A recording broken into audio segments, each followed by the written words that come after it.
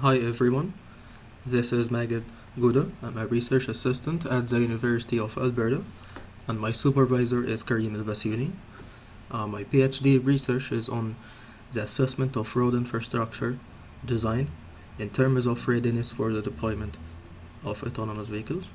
With recent breakthroughs in connected autonomous vehicle technologies and available self-driving vehicle solutions, public and private agencies and infrastructure owners, operators started asking what is the role of infrastructure in automation? How do we prepare our infrastructure for those vehicles? And how can we actually quantitatively assess existing road infrastructure readiness on a large scale network level? And this is where my research is about. In our approach, we use LIDAR data to create simulations for autonomous vehicles using advanced mathematical models and deep learning approaches. So LIDAR is short for light detection and ranging technologies, and it is simply a remote sensing technology which surveys surrounding area using a rotating scanner emitting light rays.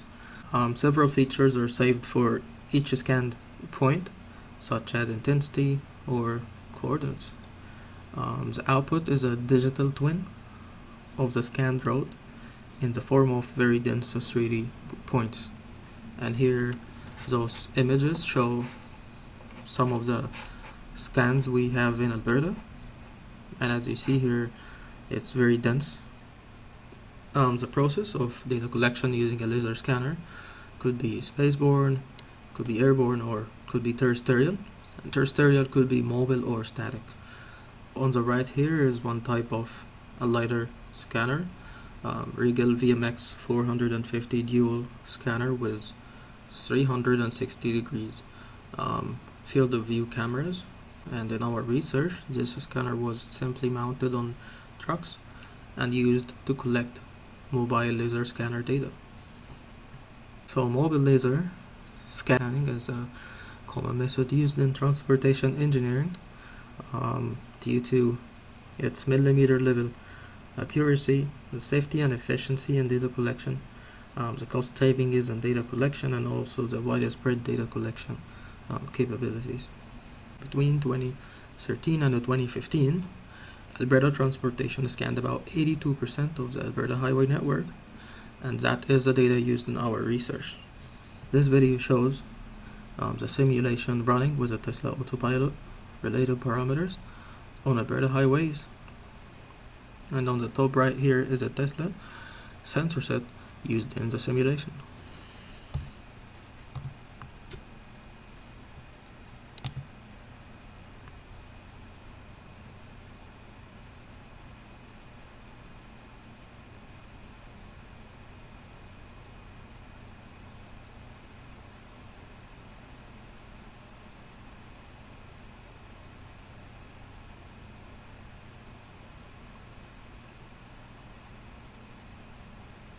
The next two videos show some of the scenarios where the supply doesn't meet demand.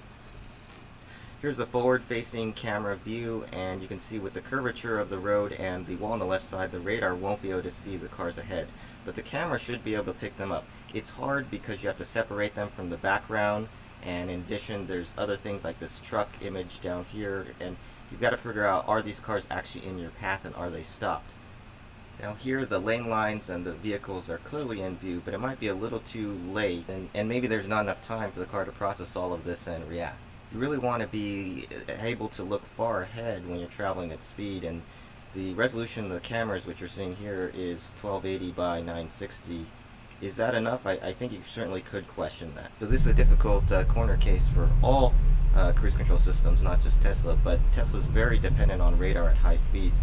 And you can see where I took over, there's also this overpass which could cause it not to brake as well. Then when the car is finally visible on the display, I'm already starting to brake, and I think if it was going full speed at that point, even though it saw the car, probably radar based, it probably wouldn't have seen it in time to stop. Here's another similar situation.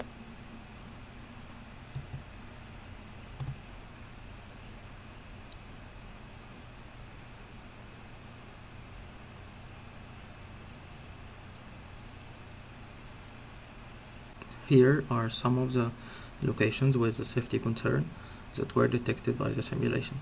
This one here shows an obstruction due to roadside trees. This one shows obstruction due to guardrails, and this one shows an obstruction due to a vertical curve. All locations are saved and they can be shown on a 3D map for further analysis. The simulation also outputs sight distances and the speed limit assessment, which can be used to explore those locations and what are the maximum speeds based on the computer system parameters. Thank you, and please let me know if you have any questions.